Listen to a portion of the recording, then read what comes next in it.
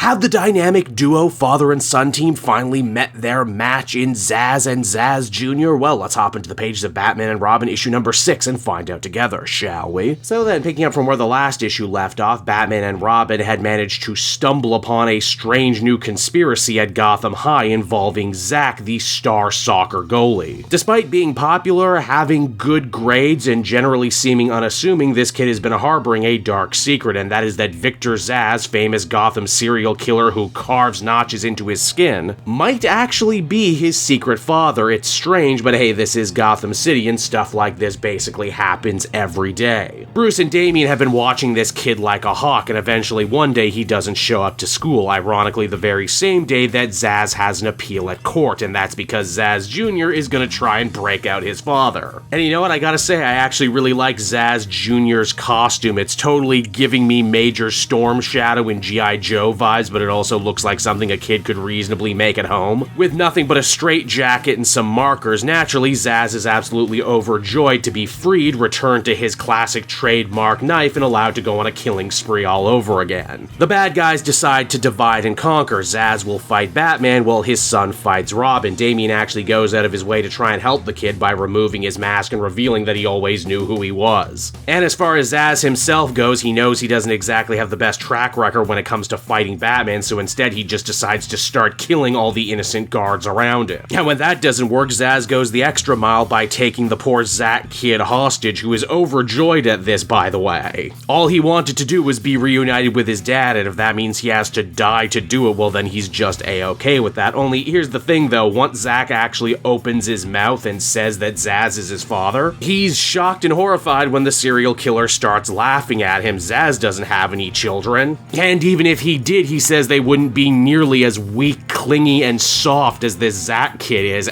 Ouch.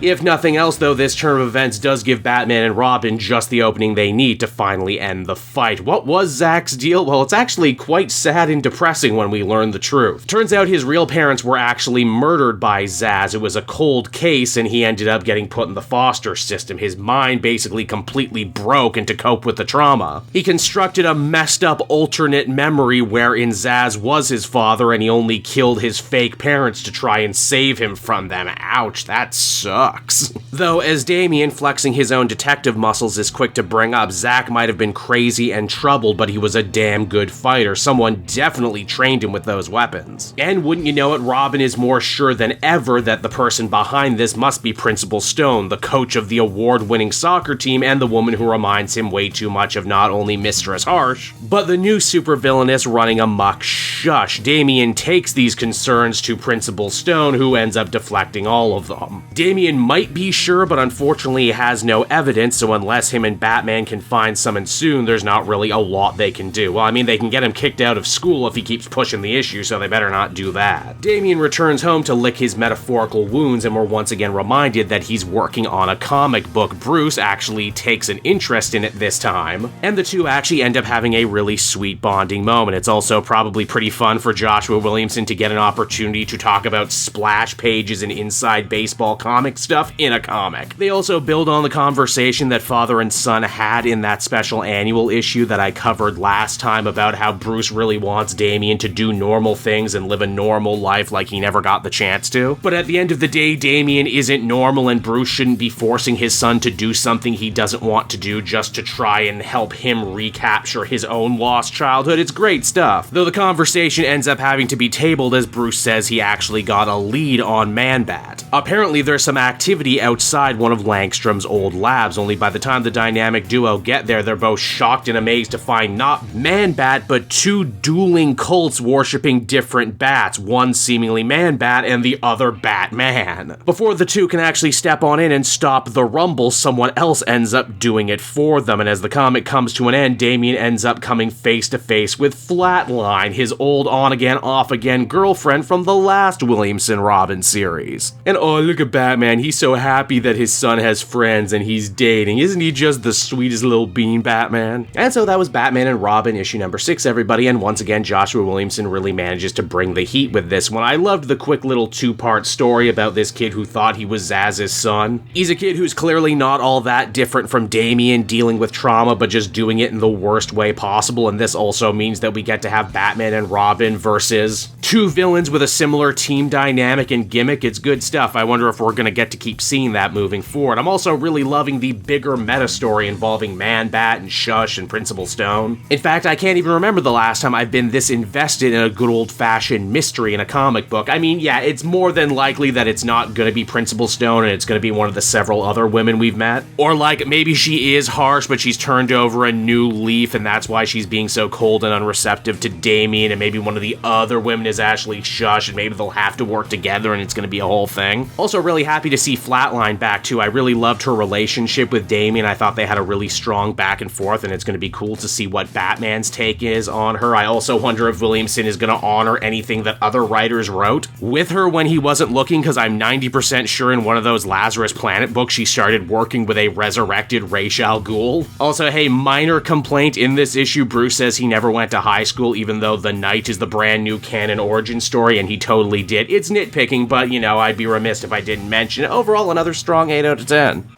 Hey there everyone, it's your pal Cape Joel again, and if you're seeing my face right now, that means you watched to the end of the video, and I'll always be grateful for that. Retention helps in this crazy YouTube game, and so does becoming a patron. If you head on down to the description, you can find a link to my Patreon page. Recently just redid all the tiers, a lot of cool stuff offering up there, exclusive commentaries, exclusive polls, behind the scenes concept art for Capes and Quest. That's the brand new D&D show I've started soon. Never been a better time to become a patron. You can become a patron for as little as $1 a month and help the channel grow, and help me continue to deliver content like what you just saw. So I want to thank you all, and I will see you again next time. Bye bye.